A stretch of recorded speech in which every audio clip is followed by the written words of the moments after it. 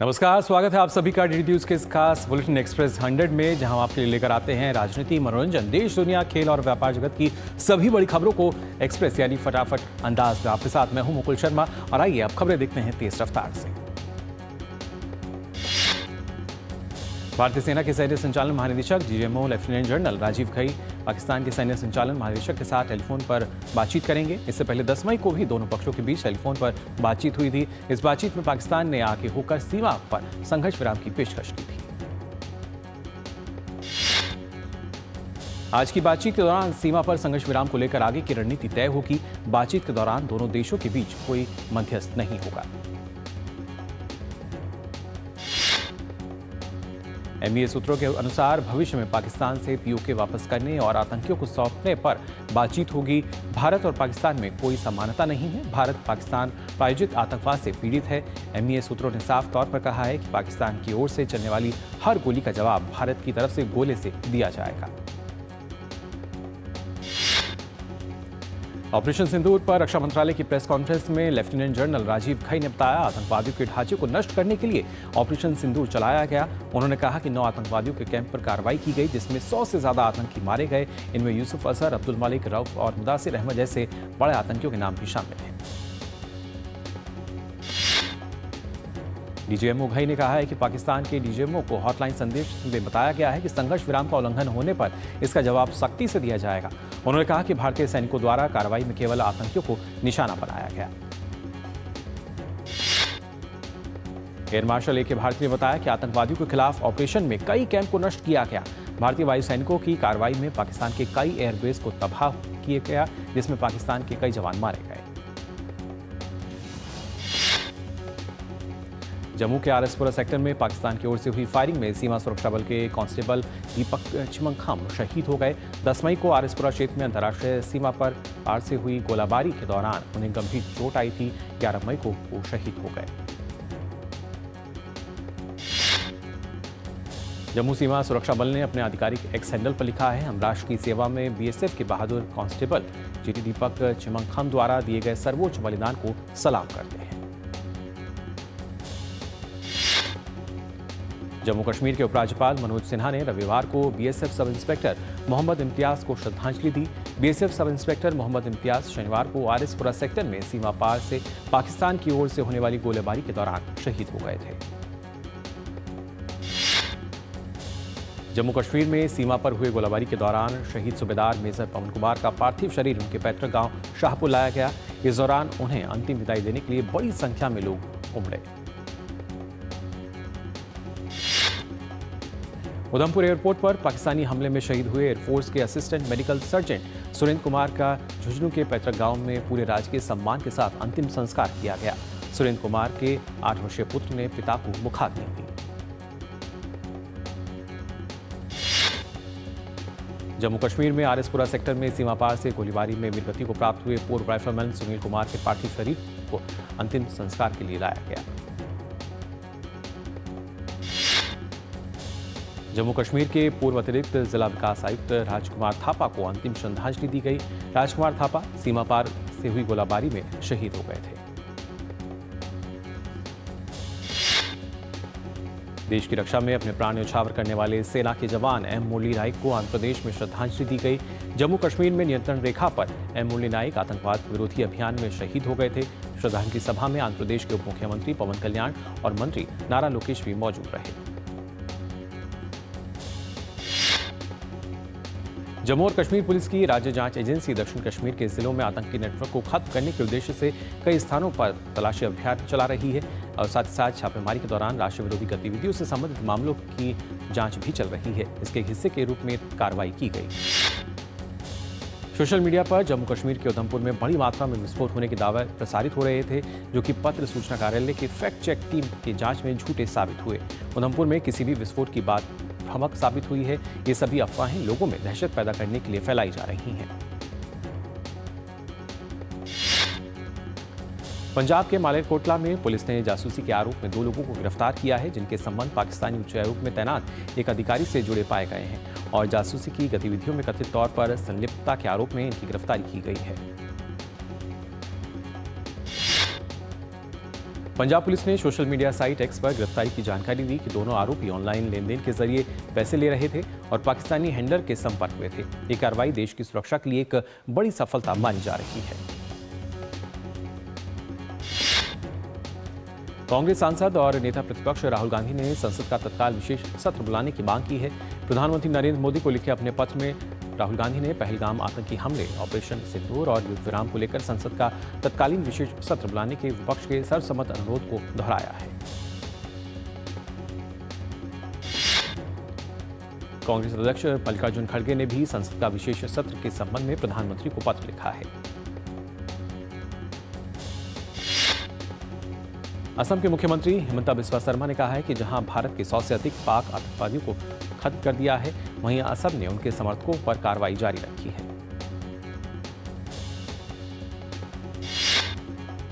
हिमंता बिस्वा शर्मा ने एक्स पर पोस्ट किया कि रविवार रात तक असम में कार्बी आंगलोंग पुलिस ने आजिम को गिरफ्तार किया, हसीनूर को धुबरी पुलिस ने गिरफ्तार किया है, वहीं लखीमपुर पुलिस ने अब्दुल को गिरफ्तार कर लिया है। बिहार के मोतिहारी जिले में स्थानीय पुलिस और राष्ट्रीय जांच एजेंसी को बड़ी सफलता हाथ लगी। मोतिहारी पुलिस और राष्ट्रीय जांच एजेंसी की संयुक्त कार्रवाई में 10 लाख रुपए के इनामी खालिस्तानी आतंकवादी काश्मीर सिंह कलवड्डी उर्फ बलबीर सिंह को गिरफ्तार किया गया। बलबीर सिंह पंजाब में कई आतंकी मामलों में वंचित था और लंबे समय से फरार चल रहा था। उसकी गिरफ्तारी से खालिस्तानी नेटवर्क की बड़ी साजिशों का पर्दाफाश होने की उम्मीद है।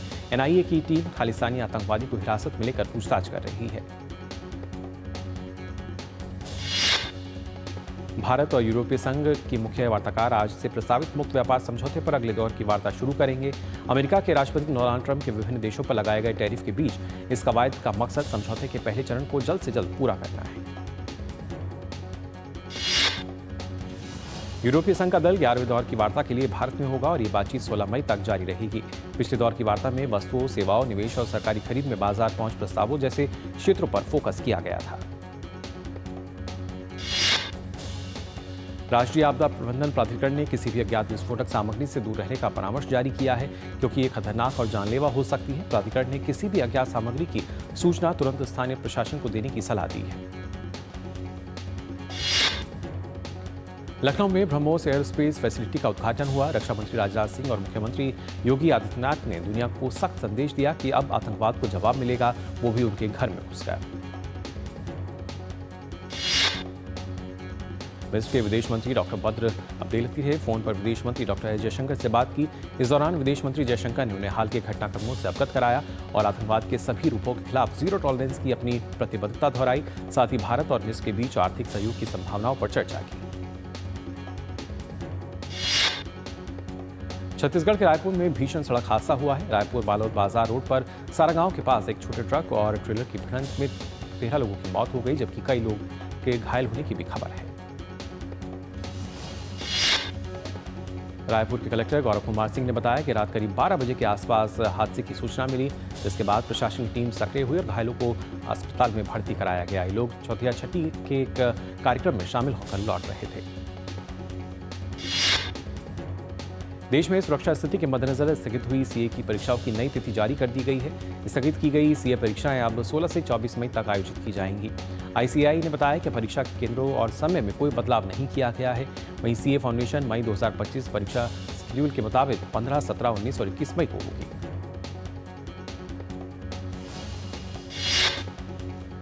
मौसम विभाग ने चेतावनी जारी करते हुए पूर्वी भारत के अलग अलग स्थानों में 14 मई तक उष्ण लहर की संभावना जताई है। मौसम विभाग के अनुसार उत्तर पश्चिम भारत में आज और मध्य भारत में 14 मई तक गरज के साथ बिजली और बारिश की संभावना है। पूर्वोत्तर भारत में 14 मई तक गरज के साथ बिजली और भारी बारिश की संभावना जताई गई है। जम्मू कश्मीर के उधमपुर शहर के अलग अलग स्थानों पर इस दौरान बारिश दर्ज की गई। हरियाणा में चरखी दादरी समेत कई हिस्सों में रविवार रात को तेज बारिश दर्ज हुई। आज बुद्ध पूर्णिमा है। गौतम बुद्ध का जन्म और परिनिर्वाण आज के ही दिन हुआ था। उन्हें बोधगया में महाबोधि वृक्ष के नीचे निर्वाण की प्राप्ति हुई थी। Buddha Purnima Bharat, Nepal, Bhutan, Burma, Thailand, Tibet, Korea, Laos, Vietnam, Mongolia, Cambodia, Singapore, Indonesia और श्रीलंका के बौद्धों और हिंदुओं का एक प्रमुख त्योहार है। बुद्ध पूर्णिमा का पर्व बड़ी ही श्रद्धा और हर्षोल्लास के साथ देश भर में मनाया जा रहा है। बुद्ध जयंती के अवसर पर गया के महाबोधि मंदिर में श्रद्धालुओं की लंबी कतार देखने को मिली। राष्ट्रपति द्रौपदी मुर्मू ने बुद्ध पूर्णिमा पर अपने संदेश में पूरे विश्व में भगवान बुद्ध के अनुयायियों को बधाई देते हुए कहा है कि करुणा के प्रतीक भगवान बुद्ध की शिक्षाएं हम सबको नैतिक मूल्यों पर आधारित जीवन जीने के लिए प्रेरित करती हैं। राष्ट्रपति ने भगवान बुद्ध की शिक्षाओं को अपने जीवन में अपनाने और शांतिपूर्ण, सौहार्दपूर्ण और विकसित भारत के निर्माण में योगदान देने की अपील की। उपराष्ट्रपति जगदीप धनखड़ ने आज बुद्ध पूर्णिमा के पावन अवसर पर सभी देशवासियों को इसकी शुभकामनाएं दी। अपने संदेश में उपराष्ट्रपति ने कहा कि यह पवित्र दिन भगवान बुद्ध के जन्म, ज्ञान प्राप्ति और महापरिनिर्वाण का प्रतीक है, जिनका गहन ज्ञान चुनौतीपूर्ण समय में हमारे लिए ध्रुव तारे के रूप में कार्य करता है। बुद्ध पूर्णिमा से पहले रविवार को सिलीगुड़ी में बौद्ध समुदाय ने शांति रैली निकाली। उत्तर प्रदेश के प्रयागराज में बुद्ध पूर्णिमा के अवसर पर श्रद्धालुओं ने संगम में पूजा अर्चना की। मदुरई में कलझगर चिथिराई महोत्सव मनाया जा रहा है। भगवान कलझगर विश्व प्रसिद्ध मदुरई चिथिराई महोत्सव के अंतिम चरण के रूप में वेगई नदी में प्रवेश करेंगे। दक्षिण तिरुपति के नाम से भी जाना जाने वाला और 108 पवित्र वैष्णव मंदिरों में से एक तिरुमलाई के रुचलोलाई मदुरई जिले में अलगार पहाड़ियों की तलहटी में स्थित है। कलझगर मंदिर का चिथिराई महोत्सव इस महीने की 8 तारीख को शुरू हुआ। मुंबई के श्री सिद्धिविनायक मंदिर में सुरक्षा के पुख्ता इंतजाम है। मुंबई पुलिस और ट्रस्ट सुरक्षा तैनात है। सीमा पर तनाव को देखते हुए अतिरिक्त सुरक्षा कदम उठाए गए हैं। श्री सिद्धिविनायक मंदिर ट्रस्ट के अध्यक्ष ने सदा सोनकार ने बताया कि कुछ समय के लिए नारियल, फूल और लड्डू प्रसाद चढ़ाने पर रोक लगाने का फैसला किया गया है। मंदिर ट्रस्ट भक्तों की सुरक्षा सुनिश्चित करने के लिए सभी आवश्यक कदम उठा रहा है। दिल्ली एयरपोर्ट पर परिचालन सामान्य बना हुआ है। हालांकि नागरिक उड्डयन सुरक्षा ब्यूरो द्वारा निर्देशित हवाई क्षेत्र की बदलती परिस्थितियों और बढ़े हुए सुरक्षा उपायों के कारण कुछ उड़ान कार्यक्रम प्रभावित हो सकते हैं। दिल्ली एयरपोर्ट ने यात्रियों को सलाह दी है कि सुरक्षा प्रक्रिया का समय लंबा हो सकता है, इसलिए समय से पहले पहुंचें। अपनी संबंधित एयरलाइन से अपडेट के माध्यम से सूचित रहें, नियमों का पालन करें और अपुष्ट खबरों से बचें। दिग्गज वैश्विक निवेशक जिम रोजर्स ने कहा है कि भारत दुनिया में सबसे अच्छा निवेश स्थान बनने की ओर आगे बढ़ रहा है। साथ ही उन्होंने कहा कि आने वाले समय में देश की अर्थव्यवस्था का प्रदर्शन चीन से भी अच्छा हो सकता है। उत्तर प्रदेश के सीएम योगी आदित्यनाथ की वन डिस्ट्रिक्ट वन प्रोडक्ट योजना न केवल प्रदेश के हर जिले की पारंपरिक विशेषता को राष्ट्रीय और वैश्विक पहचान दिलाने का माध्यम बनी है, बल्कि लाखों कारीगरों, शिल्पियों और उद्यमियों के लिए आत्मनिर्भरता का सशक्त जरिया भी साबित हुई है। और फिलहाल एक्सप्रेस 100 में हम यहाँ रुकने एक छोटे से ब्रेक के लिए जल्द लौटते हैं। अब आराम से पेमेंट करो, मेरे अकाउंट से हो जाएगा। तुझसे मांग तो लेती हूँ, तू कहाँ जा रही है? मम्मा, घर के बड़े हो, मांगने की नौबत नहीं आनी चाहिए। अपनों को दीजिए बिना बैंक अकाउंट के भी पेमेंट्स की आजादी, उनकी भाषा में। भीम, भारत का भरोसा, भारत का अपना पेमेंट्स ऐप। मेरी पसंद, मेरी पसंद, मेरी पसंद, मेरी पसंद, हमारी पसंद, हम सबकी पसंद। मजबूत देश का मजबूत सरिया हो गया स्टील। ब्रेक के बाद आप सभी का एक बार फिर स्वागत एक्सप्रेस 100 में। आइए एक बार फिर से खबरें देखते हैं तेज रफ्तार से। उत्तर प्रदेश के सीएम योगी आदित्यनाथ ने ओडीओपी योजना को सशक्त बनाने के लिए की सरकार ने 12 नए उत्पादों को ओडीओपी में शामिल किया है, जो देश दुनिया में अपनी पहचान बनाएंगे। केंद्रीय राज्य मंत्री डॉक्टर जितेंद्र सिंह ने कहा कि बीते 3-4 दिनों में भारतीय टेक्नोलॉजी की ताकत सभी ने देखी है और देश तेजी से इस क्षेत्र में आत्मनिर्भरता की ओर बढ़ रहा है। अडानी पावर को उत्तर प्रदेश में 1500 मेगावाट बिजली सप्लाई का कॉन्ट्रैक्ट मिला है। इसके लिए कंपनी यूपी में नया ultra super critical power plant बनाएगी। प्लांट से 5.383 रुपये प्रति यूनिट की दर से बिजली सप्लाई की जाएगी। उत्तर प्रदेश के हस्तशिल्प और खास उत्पादों को बढ़ावा देने के लिए शुरू की गई योगी सरकार की जिला उत्पाद योजना में बलिया का सत्तू, आगरा का पेठा सहित 12 और नए उत्पाद शामिल किए गए हैं। भारतीय उद्योग परिसंघ के अध्यक्ष संजीव पुरी के अनुसार भारत की जीडीपी चालू वित्त वर्ष में 6.5% की दर से बढ़ सकती है। हरित ऊर्जा क्षेत्र की प्रमुख company renew power Andhra Pradesh के अनंतपुर में 22,000 करोड़ रुपए की अक्षय ऊर्जा परियोजना शुरू करने जा रही है। यह भारत में सबसे बड़ा अक्षय ऊर्जा परिसर होगा। ई कॉमर्स और क्विक कॉमर्स कंपनियों द्वारा भारत के सालाना 140 लाख करोड़ रुपए से अधिक के खुदरा व्यापार पर कब्जा करने के बढ़ते प्रयासों के बीच Confederation of All India Traders यानी कि कैट एक राष्ट्रीय सम्मेलन आयोजित कर रहा है। 16 मई को होने वाले इस कार्यक्रम में देश भर के 100 से अधिक प्रमुख बिजनेस लीडर्स भाग लेंगे। कैट के महासचिव प्रवीण खनेलवाल ने कहा है कि सम्मेलन में न केवल व्यापार जगत के लीडर्स शामिल होंगे। केंद्र सरकार अपस्ट्रीम ऑयल सेक्टर में गैस उत्सर्जन की जांच के लिए नियमों को सख्त करने की तैयारी कर रही है। इसके लिए ड्राफ्ट पॉलिसी भी तैयार कर ली गई है।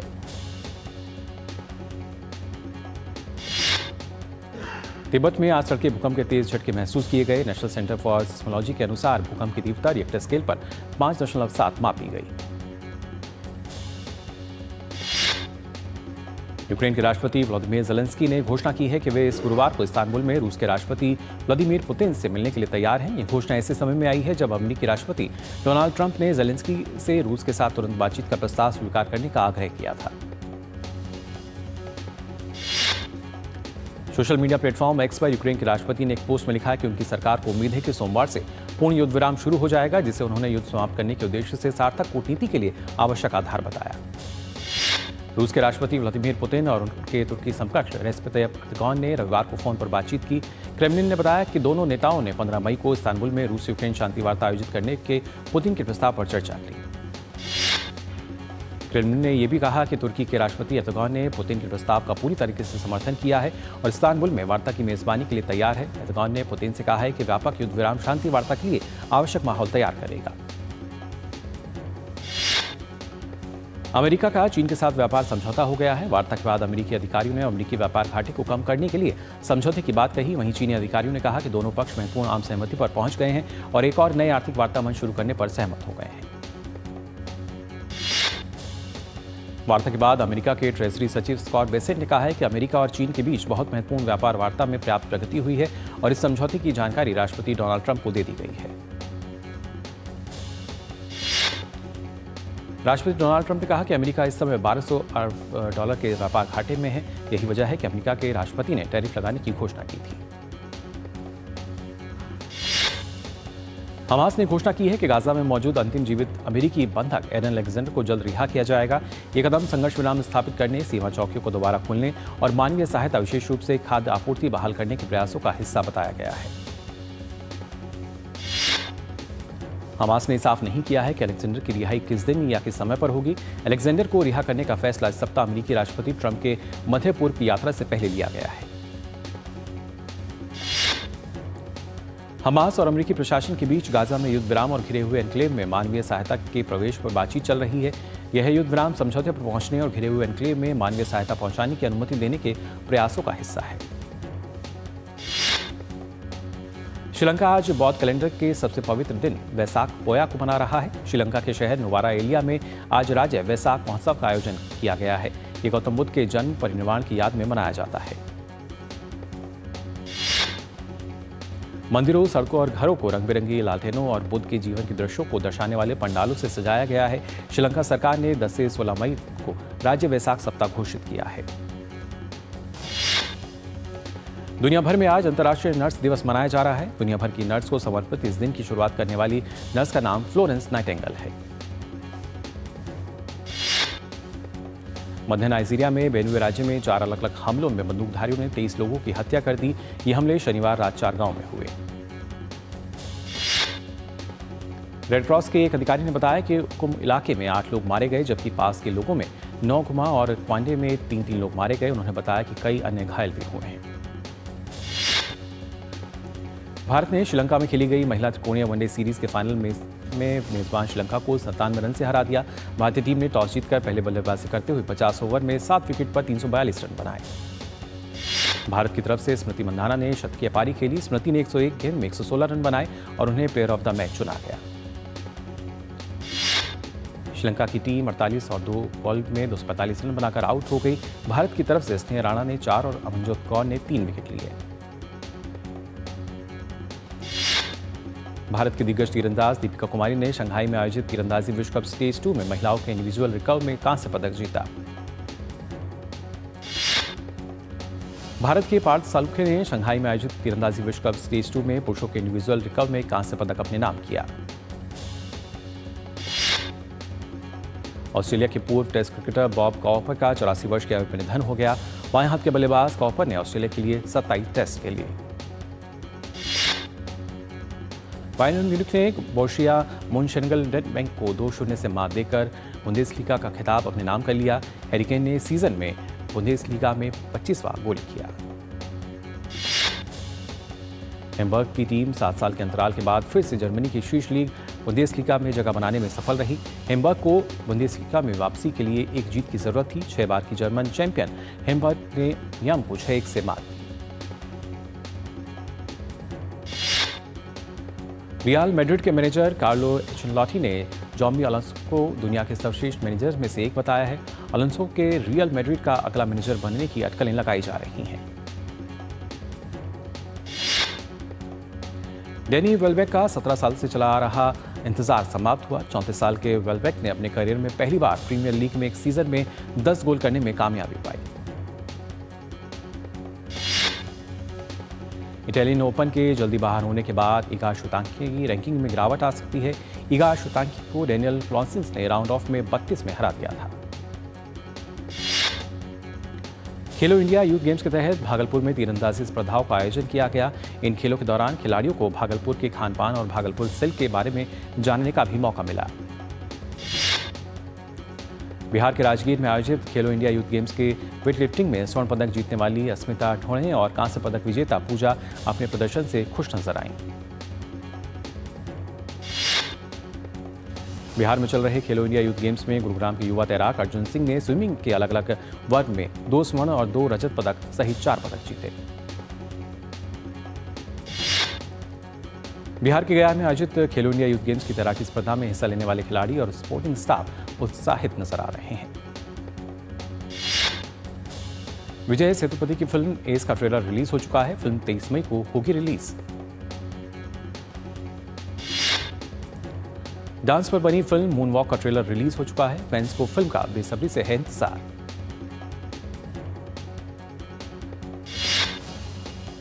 अजय देवगन की फिल्म रेड 2 ने अब तक करीब 119.95 करोड़ का किया कारोबार।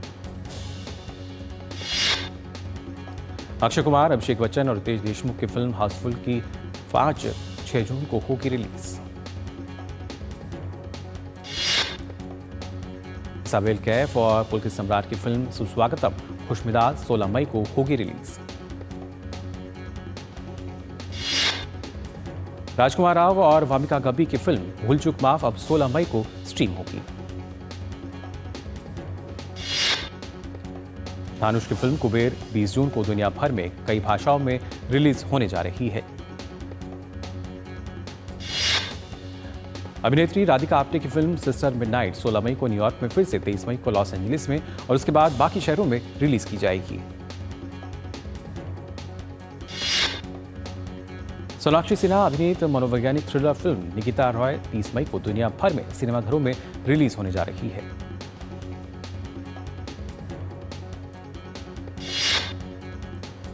श्रेयस तलपड़े और तुषार कपूर की हॉरर कॉमेडी फिल्म कपकपी 23 मई को रिलीज होगी।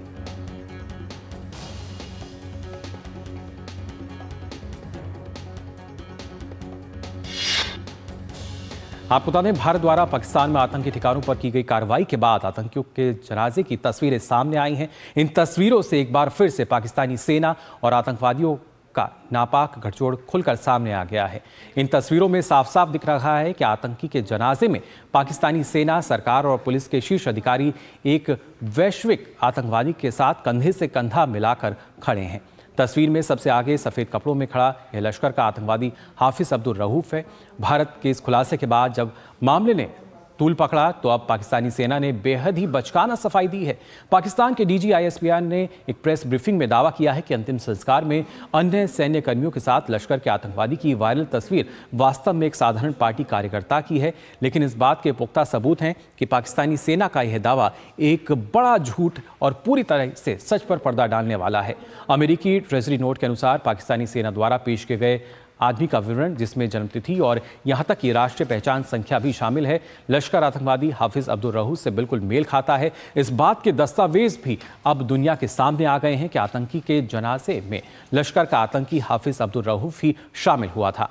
आपको बता दें कि हाफिज अब्दुल रहूफ ओएफएसी प्रतिबंधों के तहत एक वैश्विक आतंकवादी के रूप में नामित है। सबसे बड़ी हैरानी की बात यह है कि पाकिस्तान के DGISPR की प्रेस ब्रीफिंग में बैठे अंतर्राष्ट्रीय मीडिया कर्मियों ने इस बड़ी गलती और पाकिस्तान समर्थित आतंकवाद की स्वीकारोक्ति को कवर नहीं किया।